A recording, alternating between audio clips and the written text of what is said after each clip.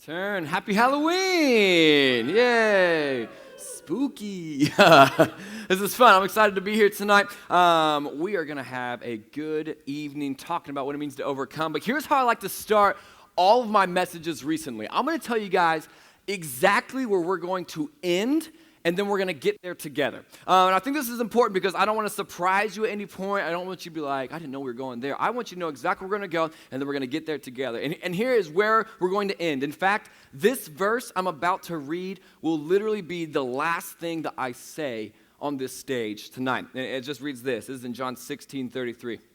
It says, I have told you these things so that in me you may have peace. In this world, you will have trouble, but take heart. I have overcome the world. I'm going to pray for us really quickly, and then we're going to get there together. God, we love you, and God, thank you so much just for tonight and the opportunity for the students that are in this room right now. God, not even students. We are adults in here, right? God, we are the adults in this room right now who chose to come here on a Wednesday night. And God, we are here to learn about you. So God, help us tonight to open our ears and open our hearts. Lord, this is myself included as I've learned about this week. Help us to hear what you have to say tonight. We love you. We trust you. In Jesus' name I pray. Amen. Like I said, we are talking about tonight overcoming jealousy and comparison, and it's always the worst thing because whenever I get asked to speak at the return, it's never for you guys, all right? Like God always says, hey, man, like you've been really doing a horrible job recently of comparing yourself to others. Case in point, I speak tonight, right? Next week is freaking Brad Jones, okay, from Passion. They're like, Jacob, can you like we just have an open week before Brad Jones? I'm like, oh, cool. Like, let me compare myself really quickly to that dude, okay? Have more hair than him, though, all right? Like, if he had a hat on, I'm not doing that nonsense. I know what a hat means. But, like, I had a hard time comparing myself to that dude. And every time that I have to talk at the return, I get to talk at the return, hello, I have to learn stuff. And here's what I learned this week about jealousy. Jealousy is bad, all right? Jealousy is very bad. In fact, I found this specific verse in the Bible in Proverbs 27:4. It says this. It says, anger is cruel and wrath is like a flood. But check this out. Jealousy is even more dangerous. What? Like we don't think about jealousy and danger being in the same arena. Like we think about anger and we think about danger, okay? Anger, danger, they rhyme even better. We have wrath and we have danger. Like that makes sense. But jealousy and danger doesn't make sense. In fact, I was trying to think about the first time that I can remember feeling jealous. And it was when I was younger. I was in middle school and I would go to my friend's house. Did anybody in here have a rich friend? Am I allowed to say that, Kelsey? Rich friend? I'm going to say it. All right, did anybody in here have a rich friend? Was anybody in here the rich friend? You know who you are, right? You're like, can I get you a LaCroix? That's how you know. That's how you know.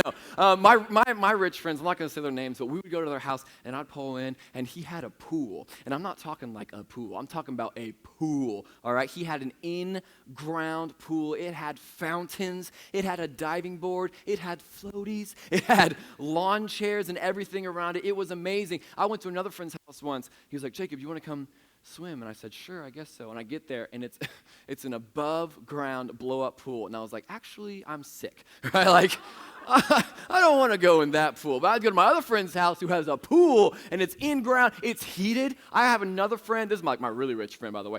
He has a pool. We heat it up. It's a hot tub. Like, you can heat this pool all the way up to a hot tub level. I'm like, hey, bud, can I come over? He's like, it's midnight. I'm like, well, let me come over. Come on, you're a friend, right? I had another friend. I'd go to his house, and we would walk in. I loved going to his house because every time I went to his house specifically, we would eat Papa John's pizza. And I'm okay saying this. When I was younger, my friend was not the most well off. It's not like, don't cry for me or anything tonight. There's no reason to do that. But we were just not the most well off. And like the pizza we had, I'd get home. My mom was like, we're having pizza. I'm like, yes, from where? And she'd say, Aldi's.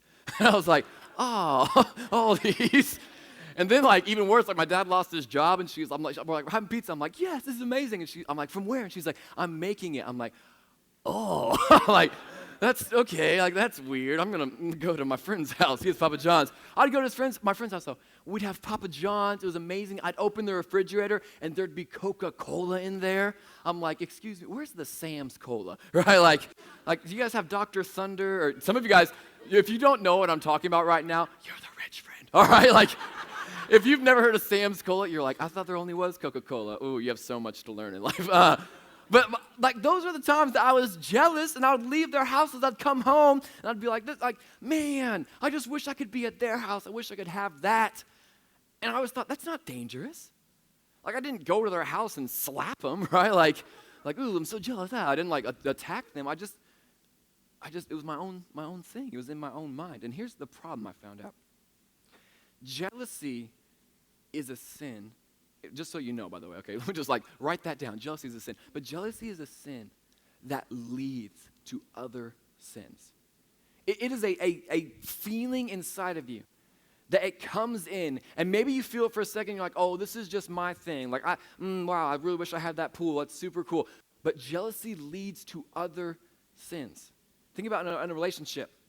If you're overly jealous of someone, if you're in a relationship with somebody right now and you're thinking, oh man, that guy's spending a lot of time with my girl, right? Like, I do not like that. And you get a little jealous. You know what I'm talking about, some of you.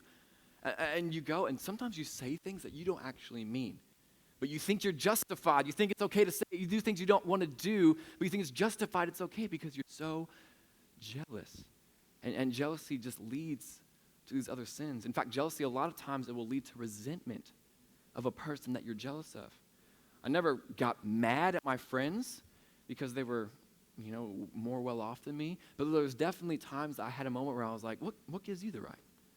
Like, what makes you better than me?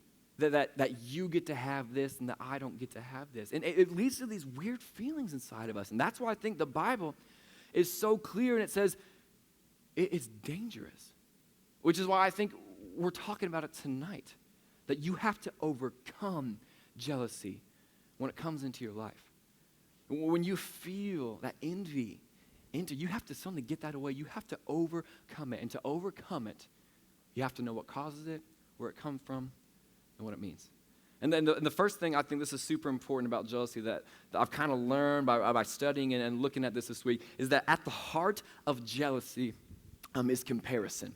You compare yourself to other people. Like, you look at it. You go back to my story I had a second ago. When I would go to my friend's house, I wasn't mad because my friend had Coke, right? I wasn't like, Coca-Cola. Like, I wasn't like that. That'd be super weird, and you should pray for me. I was mad because my family could only have Sam's Cola, but my friend got Coca-Cola. And somewhere I felt wronged. Like, man, I have this, and he has this, and I would compare our lives, and then jealousy would enter like that. When I went to my other friend's house, almost said his name, whoops. I went to my other friend's house, and I would go in, I'd get in his pool, and I'd be like, man, what's this great pool? I'd start to compare. I'd say, man, he has a pool, and it's heated, and a diving board, and floaties, and I have a backyard. Ta-da, right? Like, with a swing set that I'm too big to get on. Like, this is not fun for me. And I'd start to compare, and as soon as I started to compare the things in our lives, that's when jealousy set in. I actually heard a pastor once, he said it like this. He said, there is no win in comparison. His name's Andy Stanley. The dude's a genius, and there's no win in comparison. And what I found out by reading one of his books is he said, you're always going to find someone to compare yourself with that's worse than you, but you're always going to find someone to compare yourself with that's better than you. That's why when I went to the YMCA when I was younger and I played basketball, I would always look at both courts. And I'd go upstairs first to the YMCA in New Albany. I'd look at both courts as he was playing, and I always went to the court that less good people were playing on, right? Like, if one side was dunking, I was like, okay, like, that's cool for you guys. If the other side was doing granny shots, I was like, I will join that game, all right? I'm going to see what's happening over there. And I'd go in there, and I'd, like, look like Michael Jordan out there, be like, yeah, like all this stuff. And then if I ever went to the other game, people would be like, oh, man, this guy's pretty good. And they would just run the floor with me because there's no win in comparison. I wish I would have just went out there and been like, well, I'm Jacob, and I'm not amazing at basketball, right? Like, I'm just fine. I wish I would have been like that. But I compare myself, and there's no win in comparison. A past president, Teddy Roosevelt, he said it like this. He said, comparison is the thief of joy. It takes the joy out of your life. I want you to think about that. I mean, he's talking about all these things that we don't even get to enjoy anymore because we're so busy comparing ourselves to other people. And comparison is pretty much always it's going to leave you like you're feeling not enough. You might feel okay for a while. You might feel like, oh, I'm better than this dude. Some of us, we do this with church too, right? Like we're like, well, I sinned like 100 times last week, but that girl, she sinned 150 times, right? Like, and I'm feeling pretty good. And some of you aren't laughing because you're like, oh, crap. Like, I do this all the time. Some of you are like, oh, I'm the 150 girl, right? Like, dang. And you're always going to find someone who's worse, someone who's better. And you're always going to end up feeling like you're not enough. And we get so caught up in the things that we don't have that we actually miss the things that we do have. And that is where that thief of joy comes in. One of the best ways I can explain it is when I was in 5th grade, our whole class went on a retreat to Camp Piamingo. All right, if you've ever been to Camp Piamingo, I'm sorry. You had to go there. It was pretty horrible. But our whole class went. In 5th grade, it was like the first year that me and my friends kind of started noticing girls. Like, we're like, oh, okay, like another species. Like this is cool. Like, all right. And so I remember at the end of my 4th grade year, I got a formal invitation to watch my best friend kiss his girlfriend for the first time. And I was like, this is weird, but I went. I was like... And I went, and because I didn't want to miss that, so it was like me and like 5 dudes, and then the couple in the resource room were like, do it. And they pecked for 1 second. We're like, ah! Right? Like, oh my gosh, it was amazing. Yeah, that was horrible. But like, 5th grade year, like we're starting to notice girls and stuff, and we went on this retreat. The whole class went. So all the different 5th grade classes, we go to this camp. We were having so much fun. We played this amazing game of capture the flag. I kicked a girl in the face with a soccer ball. I got egg in my mouth from this egg toss game. I thought I was going to get salmonella. It was awesome. All right, like best camp ever. And on the last night of camp, they said, let's do something special for these 5th graders. Let's have a dance. Let's have a 5th grade dance. And so they bring a DJ in. They bring some lights in. We go into this little shack, and the DJ's like, all right, everybody get on the dance floor. And all of us 5th graders are like, okay. So we get out there. We're dancing. We're having a good old time. We're doing the cha-cha slide, the electric slide, all the slides. It was a great time. And all of a sudden, the DJ gets on the mic, and he says, this next dance is for all the couples. Yeah, right? Like at a 5th grade dance. Like that's bold by that DJ right there. But he says, this next dance is for all the couples. And everyone kind of looks around. We're like, oh. And some of the cool dudes in the 5th grade were like, it's time. And they walked over to the girl, and they're like, hey. And the girl's like, yeah. So I go out there. And then something amazing happened, okay? This is one of my favorite memories of 5th grade. It'll be ingrained in my mind forever. I'm going to set the scene for you. And here's what happens, okay? They start to dance. And 5th graders, I found out, this is still true today. I do middle school ministry. I'm like, dance, guys. They're like, like still going through their bodies. I'm like, it's okay. Stop. Like, don't hurt yourself. But these 5th graders, they get out on the dance floor, and they start to dance. And here's how they start, okay? The beginning is like a zombie dance. They both go straight out on each other's shoulders and just start to sway, right? Like this. And if you're really bold, you didn't go straight hands like you're trying to do a squat. You just kind of like this. You're like, yeah. Right? Like some of the guys were like, is this okay? Yeah. And so like the guys start to move out there, and it's so funny. It's just a straight line right down the middle of like 13 5th grade couples standing like this, like, yeah. Like, this is great. And then the coolest kid in 5th grade. He was the coolest kid for a long time. He went to Dartmouth for football, right? So you know he was super cool. He decides he's going to make a move in this moment.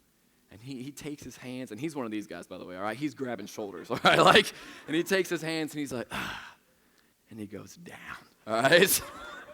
Some of you guys are like, is that allowed? Like, and so he takes his hands, and he goes down. He's kind of like looking at the girl, and she doesn't say anything. And he's like, yeah, right? And here's what's happening. All the guys are looking around to see what every single other guy is doing in that moment. They're all like, okay, what's that guy doing? What's that couple doing? Are they better than us? Are they doing, okay, look, they're not, okay, they're still on the shoulders. He's grabbing shoulders. And then they see my friend go like this, and they're like, oh my gosh, right? Like, did this dude just do this thing? And so they take it, and everybody kind of starts to like slowly go down. And just so you know, like no one's being inappropriate. They don't know what they're doing. It's like they're like trying to grab a box with no handles, right? They're like Is this what I do? And so they're like holding it, and everybody just starts to sway, and everyone is as stiff as a board. It's like if someone said, if you move if you bend any part of your body, I will slap you after this. It was crazy. And so they're like doing this right here, and it was the craziest thing. 13 couples in a row, all of them doing this right here, just swaying back and forth. And I started to notice something, and this is really interesting to me. None of the couples are talking to each other. Like, no boy and girl is sitting there like, wow, this is a great dance. My arms are very straight, right? Like, no one's doing that. Every guy is talking to the guy to his right, and every girl is talking to the girl on either side. I'm on the dance floor. I don't even have a date. I'm on the end talking to my friend Trevor. I'm like, dude, you're dancing right now, right? Like I'm on the dance floor. He's dancing with the girl. I'm like, dude. Like, it was crazy. And here's what I noticed. Every single fifth grade couple was so busy looking around, they missed what was right in front of them. And it's so weird to me to think about this now, because I love to dance. I'm a huge dance fan. I'm not good at dancing, but I love to dance with my wife, Danielle. And we're that weird couple that if a certain song comes on, at home, we'll dance by ourselves, okay? And that was super lame. But regardless, you're only 80-year-olds do that. But we also go to Bob Evans by choice, so you judge us how you want to. But when we go to a wedding or we go to a party or we're just dancing, there's not a chance on earth I'm looking at anybody else than her. I don't care what anybody else is doing. There could be a fire going on around us, and I'm like, nope, this is my time. And look at the difference. When you know what you have, and you can look right at that, and nothing else matters, that's where you have joy. But if you're so busy looking at what everyone else is doing and what everyone else has, you are missing something great. And I know it's a funny example to think about fifth graders dancing, all right? You're going to go home and be like, what'd you learn at church today? Fifth graders? What in the world? But that is what we do with our lives. We get so busy looking at everybody else that we miss what we have. I mean, we look at stuff like our money, our finances. I mean, some of us in here, we just look at everyone else. We say, oh, man, they get to do that with money? Oh, my gosh, they get to have that? They get to do that? They got that much money? And we don't even we're not even thankful for what we have in that moment because we're so focused on what everybody else has. We're not even thankful that we even make money, that we even have a place where we can have a job because we're like, oh, man, they make more than me. Some of us with our physical appearance, I actually asked a high schooler this week, I said, what's something that you get jealous of? Without even thinking, he said, physical appearance. He's like, why do some people get to look some ways and some people get to look other ways? Why are some people tall and they get to eat whatever they want to and they don't gain any weight, but then some people, they don't get that stuff? And I was like, oh, man. And I think a lot of us in this room probably are looking around at everybody else saying, man, what they have is so great.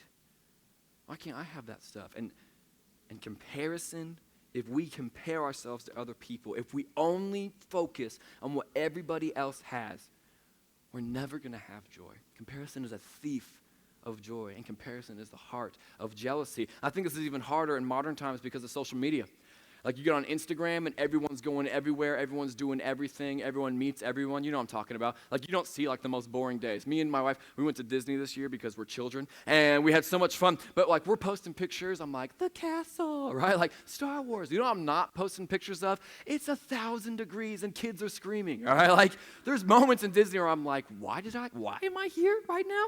But you only get to see the great stuff. And on social media, you judge yourself by what everybody else is doing.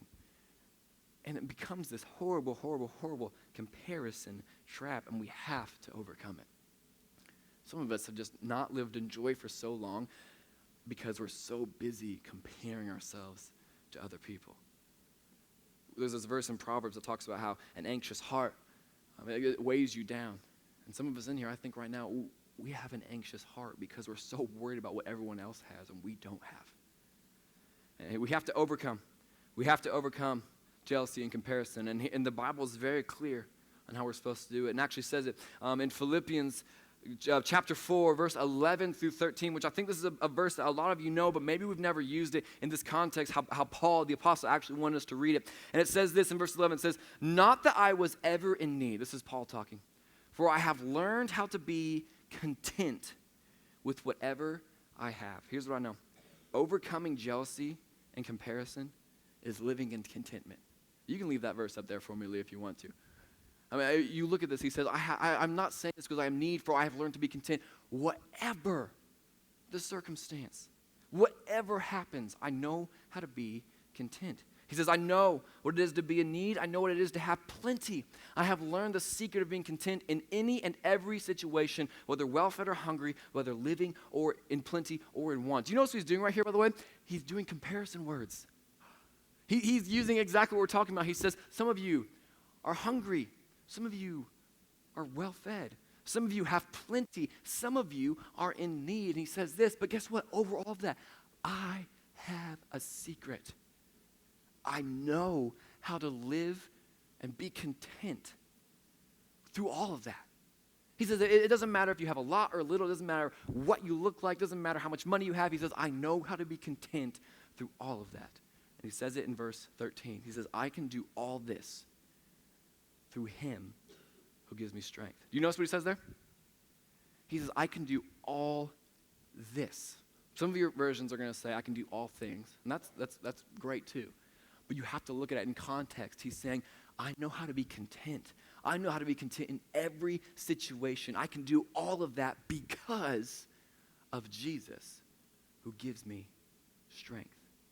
That is the secret to being content. And contentment, what we're going to talk about, it's a satisfaction regardless of circumstance. And I don't want to be insensitive, but I understand that some of you in here are in bad circumstances. Like some of you in here, when you see that phrase up there that said, in want, you're like, yeah, that's me, in want. And just so you guys know, I can track with that. Like there was a point in time where I don't even know if my little brother knows this, but we used yogurt cups. We would eat yogurt and then save the cups because we didn't want to afford to run our dishwasher. And we had to save those. So I know what it's like to be in want. I get that. Some of you in this room, you're in great circumstances. And you've been blessed on blessed on blessed, and you have money, and you are doing so great, and you're like, man, everything is so awesome, and I look so great, and I have everything I want, and I have all A's, and it's just so great. But that's your downfall because now you're never satisfied.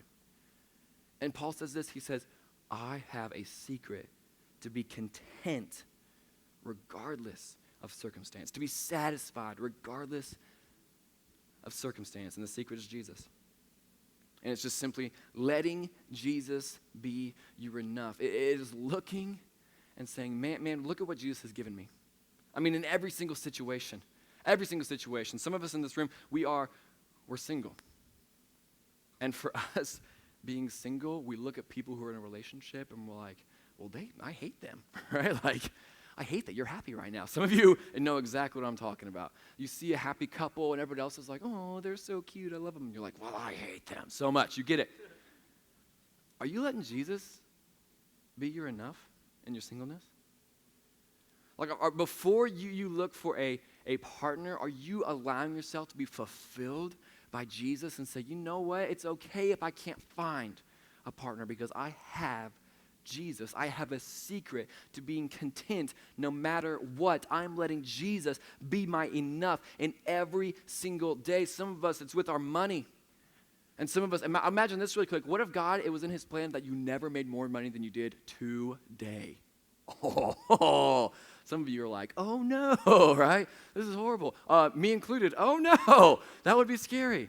But what if it was? Would you let Jesus be your enough? Would you say it's not about the money and I'm not going to compare myself to other people? I'm just going to simply say, you know what, God, if that's not on your plan, it's going to be okay. I'm not going to be jealous. I'm going to be content no matter what I have. Some of us, it's opportunities, and you find yourself saying over and over again, man, why did they get to do this, God? I mean, God, why did someone notice them and promote them in this way? God, I thought the Bible said that you're going to humble the proud and exalt the humble, but I've been humble my whole life, and you've never exalted me. Are you letting God be your enough? Are you looking around so much that you're missing an opportunity right in front of you? I remember when I almost first started working on Northside. I was super frustrated because somebody on staff, something happened, and I was just really, really mad that they got an opportunity that I didn't get. And I was going to H&M, therapy shopping. I was going to H&M, and I was like, man, this is so stupid. And I was just walking out, and I go and I get my clothes, and I put them on the counter, and the guy right in front of me is standing there, and I just hear a voice. It was like the craziest thing. It just said, hey, ask this dude to come to church. I look behind me, and I'm like, what the heck? What in the world? And I was like, ask this dude to come to church. I was like, no. I was like, is this God? Is that you, right? I was like, is that you talking to me right now? And the guy starts talking to me. I'm like, hey, man, how's your life and stuff? How's H&M, clothes, right? He's talking to me. All of a sudden, I hear it again in my head. It just said, hey, ask this guy to come to church. I was like, no, shut up, right? Quit saying that to me. And I keep going through it. I'm paying. And finally, I hear it one more time. He says, hey, ask this dude to come to church. And I'm looking at this guy, and he doesn't look like he wants to talk to me. He doesn't look like he wants to be there. He doesn't look like he wants to be anywhere. At that moment, I'm like, he's going to punch me if I ask him to come to church. And you know what I did? I walked out. And I was so mad. This is so ironic. I was so mad what somebody else got to do at church. They got an opportunity that I missed what God had placed right in front of me. And he said, Jacob, here is an opportunity for you. And I'm like, but God, he got this opportunity. And I think sometimes we do that. We're missing opportunities right in front of us because we're not letting Jesus be our enough. Small group leaders in the room. This is a good one. Who's a small group leader in the room? Raise your hand right now. There you are. Do y'all ever compare your small group to other people's small groups?